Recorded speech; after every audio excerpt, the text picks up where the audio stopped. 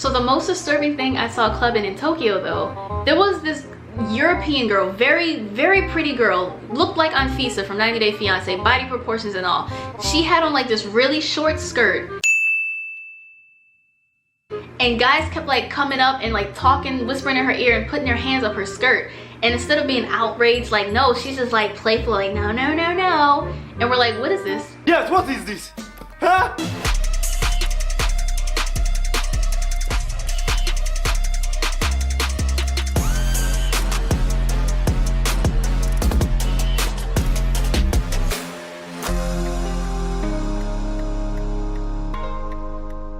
What's up, idols? It's CC Lesson 3. Welcome back to my channel. For today's video, I'm actually doing something a little bit different than what I had said I would, and I'm sorry. But after talking about Korea versus Japan, I said that the next video about this subject would be comparing clubbing between Korea and Japan, but I kind of feel like it would be an easier transition of sorts if I just talked about clubbing in Japan first and then sat down and talked with you guys about how they compare and contrast. So I think in this video, I want to tell you about what it was like clubbing in Japan, in Tokyo, as a story time. So if that's something that you think you'll like, then please keep watching and don't turn away yet, I'm sorry. But first, if you guys saw my most recent Creeps in Korea video in the series, number 3, then you saw that video was sponsored by Biotech Vitals, and this one is too. So there are just a few things that I wanted to mention and like add on what I said before in the last video about biotech. The reason that I wanted to reach out and promote this is we're in a pandemic right now, and everyone says wash your hands, wear a mask, like help beat COVID-19. Now the thing is, you can wash your hands until they turn blue, but things around us are still dirty and full of germs. I haven't seen a bottle of Lysol disinfectant spray in months, in literally months. I have not been able to find it. Maybe I'm not looking hard enough, but it just gives me more peace of mind when I can disinfect stuff around me. Doorknobs, the car, a table, the toilet, just different things that I want to disinfect that people touch or use often. Lysol disinfectant spray is not meant for your hands. You can spray this on your hands and you can spray it on your phone. I do that. I disinfect my phone often because phones carry germs, people. We don't talk about this enough. So this helps kill bacteria and viruses on the surface of frequently used things like doorknobs and door handles. So I'm that extra person where if I'm going to the grocery store, I spray the cart or I spray the door and then I use it. This also uses hypochlorous acid, which isn't flammable, so I feel safer using it. So that's why I really like it. It's really gentle and it smells like chlorine, like the pool water, and that makes me feel like summer. The SGS report shows that this actually properly disinfects, helps kill bacteria and viruses, and even hospitals in New York, like during the height of back when they were the epicenter, and now it's like Florida and California, but they accepted donations of this in the hospital, so it helps people. We all know you need to wear a mask and wash your hands, but also if you can sanitize everything that's around you or as many things around you as possible, these are just all good ways to keep you, your family, everyone around you safe. That's all I want to say. If you're interested in this, it'll be linked in the description box below, and let's beat Corona, y'all. Okay, so back to the video. Back in 2017, I know it's so long now, me and my friend Carolina went to Tokyo, and you know, of course we had like our major to-do list. Like we wanted to go to this anime museum, we wanted to go to the Imperial Palace and the garden, we wanted to go to Tokyo Tower, we wanted to eat sushi, Harajuku, we wanted to buy the stuff, maybe see a maid cafe. Like we had a lot of stuff we wanted to do, and of course, being young and in your 20s, clubbing was on that list. So we decided to stick around Shibuya mostly, so everything I'm mentioning in this story it went down in Shibuya. The first night clubbing, because we tried several times, because the first night was not great. So the first night when we went clubbing, it was just me and her. So just two girls, two American girls clubbing in Shibuya.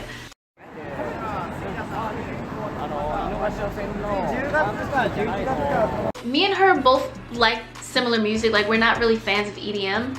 And we could not find a club that was not EDM. Like we looked into the places that had the lines. We didn't really want to go where it was super crowded, but you know, we're walking around and we're like, what looks like a good place? Like we tried to do a research, like we Googled popping clubs in Shibuya.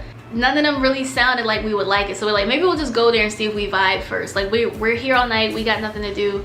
Let's just club hop a little bit. We did get to this point where we're like, where is everybody? And we started to freak out a little bit. And these two guys came over to us speaking Japanese. And they're like, hey you! And me and her looked at each other and was like, oh. So we're just trying to ignore them, and she started speaking Spanish to me, and I don't speak Spanish, but hoping that they would be like, oh crap, they don't even speak English. So I'm just nodding and laughing at her like, ha ha ha. So they think we speak Spanish and not English. So then they come up to us and they wanted my friend. Like, they were like, hey you! And she's Latina. She has like shoulder length blonde hair at this time. It's really fluffy. She cute as fuck. These people are like, hey you, and come with that. Like, they were very persistent on trying to get her to follow them somewhere. And I'm just looking at her like, what is happening? And she's like, no thanks. So we need to head to a more crowded street. So we go a block over, and this is where all the people are. We see bouncers, so we feel safer. So we go over there and we just pick a place. We're like, we're just gonna hide in here. Like, we're like hiding in the club from these guys. So we're like, we're gonna go in there. And they walked with us until we got to the door, and we looked around and they were finally gone. So we're like, all right, cool, crisis averted. So now we're in this place that we don't really want to be either. And one thing that was really cool is one of the bouncers was black, and he was speaking fluent Japanese. He spoke English too, but he was speaking Japanese. So we were just like, wow, like, where'd you learn Japanese? And his parents were based there. He was a military kid, so he grew up speaking Japanese and English. So that was really cool. So we go inside. It's very bright. I'm used to clubs being a little more dark, but this was a pretty bright club. It had like orange mood lighting inside. And the first thing you see is the bar. It was pretty crowded, but not like shoulder to shoulder, so it wasn't that bad. So we're like, we need a drink, we need to loosen up. The drinks were hella expensive. Oh my gosh. We contemplated, we're like, do we really need to get drunk? Cause we broke, we can't pay for these drinks. As soon, like I said, people wanted my friend. Yo, I was just kind of watching her go through this and I felt bad. I'm like, we good? She's like, I'm good. Like, she was entertaining it in a loser type of way. She was just kind of like, wow, like, this is all happening. Out of nowhere, we're looking at the bar menu and we're like, should we get a drink? Should we get a drink? And I started to feel lit. I was excited because BTS's Dope started to play. Because other than that, it was an EDM club. So we're just like, so I hear shoutout, like, I'm all excited doing the choreography. My friend Carolina actually doesn't really like BTS. She prefers EXO over everybody. So she was like, ugh, like, she was upset. So she like leaned against the wall and just kind of waited for the song to finish while I'm doing the dance. So I look back over at her and there's some guy, some Japanese dude, you know that corny push you against the wall, arm to the wall thing?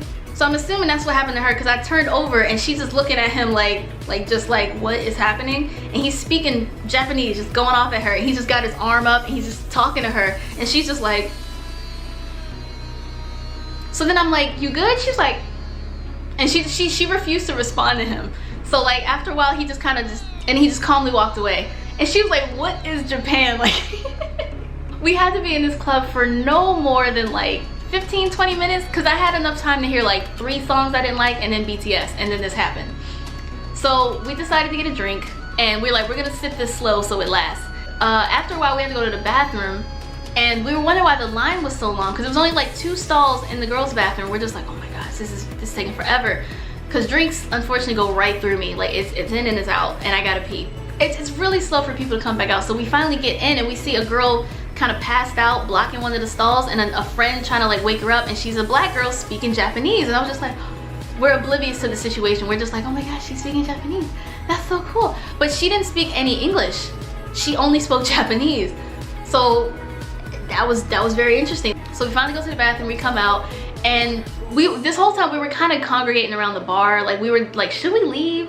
But we were in, so we're like, let's just go in further. And you see everybody on the floor, they're playing EDM, everybody's jumping and being dumb. My friend wanted to stay when she saw the go-go dancers. Like, there were these cute Japanese girls wearing like nothing on these poles and kind of just like in these thigh-high boots, just dancing very provocatively. And my friend was hooked. She was like, we should stay. So we're there staying. The lights started to flash more. I guess as the hours went on, the bright light went away. It was just a lot of people jumping around and, you know, pushing you a little bit and wanting to dance, like just grab your arms and just frail. So we're just like, what is this?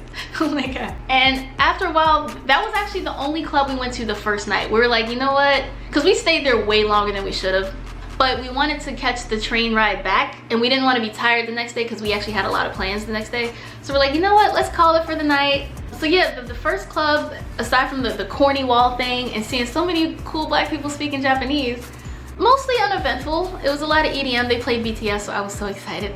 But that was the one song that they played that I was actually like, hey, everything was dun dun dun dun dun. I don't like EDM because I can't move to that. Everything is just, it makes me just want to jump and I want to dance. So the next night, well actually no, maybe it wasn't the next night, like a few nights later, we had another friend who joined us in the talk program. His name was Hais.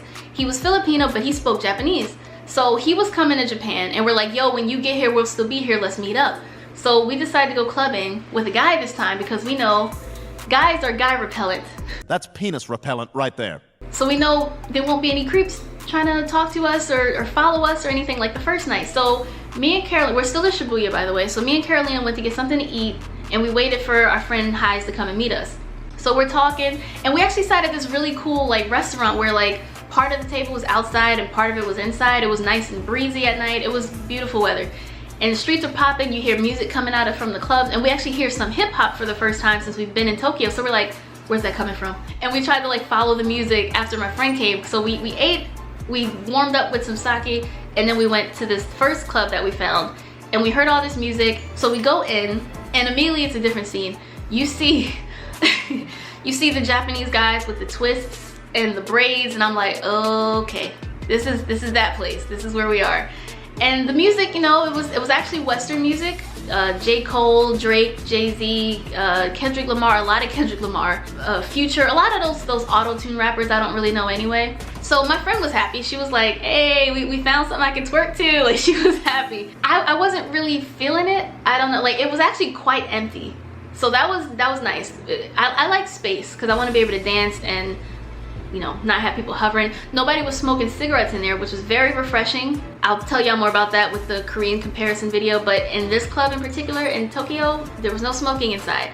So that was great. The only person here who was happy was my friend Carolina. Me and Hais were like, can we try somewhere else? But she was like, we paid, like we should stay. So the cool thing is once you paid to get in, you got a free drink with it. So we drank our drink, we stayed for maybe like an hour and then we're like, all right, let's go somewhere else. So my friend actually wanted to hear some EDM music. We're like, we were just there, like come on. So we went to an EDM place to make him feel better.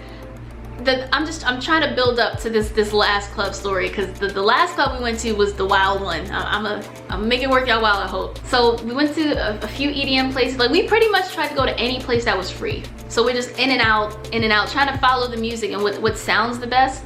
And we end up making our way to this club that we didn't even know was a club, because it was like a warehouse or like a big department store looks, or like a mall from behind it, where like you see where they load the trucks in and out, like you see the big opening for the trucks. It looked like that, but we see people in line. We're like, what is? So we get to this club and this turns out to be the best one. But the only thing is, it was free to get in, but the drinks were hella expensive again. We did a lot of people watching too. Like it was kind of fun to just kind of walk while we were mostly sober and see people who were like drunk, to see how it differs, you know, culture. But it was interesting seeing how many club promoters were foreigners. Like there was a lot of black guys, a lot of white guys promoting the club, and they're like, yo, come in, come in. I'm just like, you work here?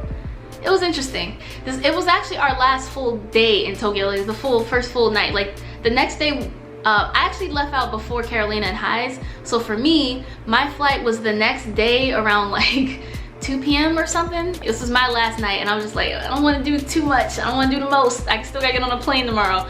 And then my friend Hais, he was still there for a few more days after both of us because he came later. As soon as you go in, you go up these stairs and it had like these lockers you could put your stuff. And we didn't have to pay for anything. Hais did, sorry. Guys pay for clubs. It's one of the few perks you get to being a female, sorry. Prices were pretty expensive. But my friend Hais was like, yo, I'll get y'all a drink. We're like, thanks, Hais, you're so sweet. So he bought us some alcohol. So, you know, we're sitting our drink, just kind of vibing, because it's a hip hop place. And some black dude comes out on stage and he starts to rap.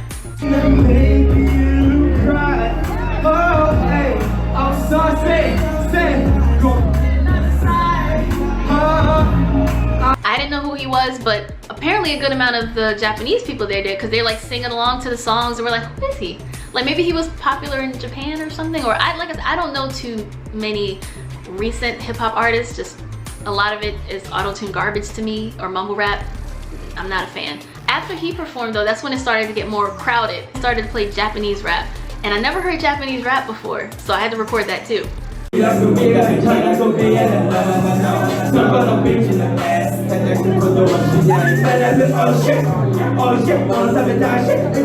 So it went from people vibing out and kind of just bobbing to the music to literally like a mosh pit.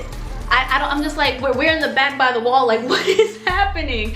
People were just like jumping and swaying. I'm like, but this is rap. Yeah, that's not how you dance to rap.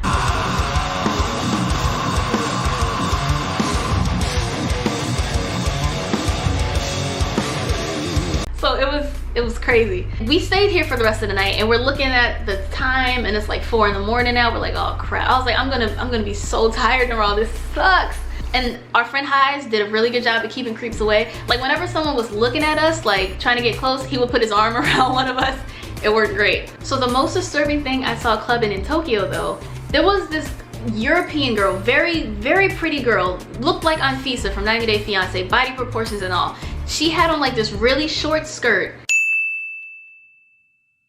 And guys kept like coming up and like talking, whispering in her ear and putting their hands up her skirt. And instead of being outraged, like no, she's just like playful, like no, no, no, no. And we're like, what is this? Yes, what is this? Huh? So we have it in our minds. We're pretty sure that she was like some sort of club promoter or something. Like the fact that random dudes was coming up to her and putting their hands up her short skirt and she didn't immediately go like, what the F? Like she was just playful. She was like, had her arms folded, was just like, and like they're like, come on, like getting all close. And we're just sitting here watching this like, I still don't know what this was. I don't know if she was like a working girl. I don't know if she was promoting services for the club. I don't know. But we saw at least 3 guys, 2 Japanese, 1 foreigner, come up and like put their hands around her waist, fondle her in some way, and full view of everybody. Anyone who wanted to see could. Nobody was paying this any attention though, but me, Highs, and Carolina were like, what?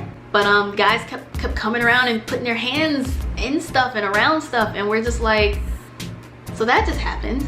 And after a while she walked away. Like she just stood there unfazed while these dudes just grabbed her. I've never seen anything like that before in my life.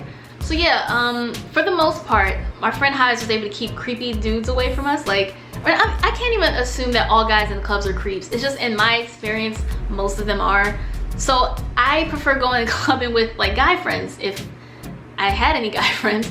But like he would put his arm around us, or you know, whenever people were getting too close or like looking like they were interested. Like there was these group of like 3 guys, and me and my friend Carolina, we were dancing. Like Highs was kind of sitting this one out, so we're just like vibing. Like once it was safe, once the mosh pit had like disbanded after the Japanese rapper left, you know, we're dancing, we're having fun. Like we got space, it's not hot in there, like you can feel the fans. We were having a lot of fun. The drinks were kicking in, great. We saw these dudes and they were just kind of like looking at us like, oh yeah.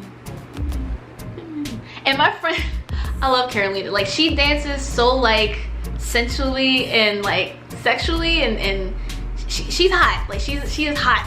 But then when guys come and talk to her, she's like, back up. Like, not saying that you know, obviously no man is entitled to any woman. I'm not trying to say that, but I'm just like, you can't be, none of us are ever surprised when she gets his attention based on how she dances. Like she twerks, I don't know how to twerk. She like does all the hip stuff, and you know, she does the most. Like she get low, it's beautiful to watch.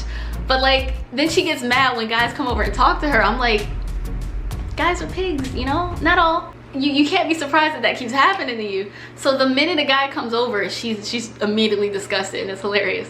Yeah, these dudes were like talking, like looking and talking. I'm sure mostly at her, cause I was just, you know, I just kind of sway. I like, I feel it a little bit, but she be going in. So these guys were like watching, and they, you know, like they started to make their way closer. Like 1 minute they're here, then they're here, then they're here. So when they were getting too close, my friend would stop in disgust and just look at them like, what? It's so funny. So then Highs was like, oh, that's where I stepped in. So he came and put his arm around. It was like, hey, cheers, and you know. And then the guys were like, oh dang, and it just left.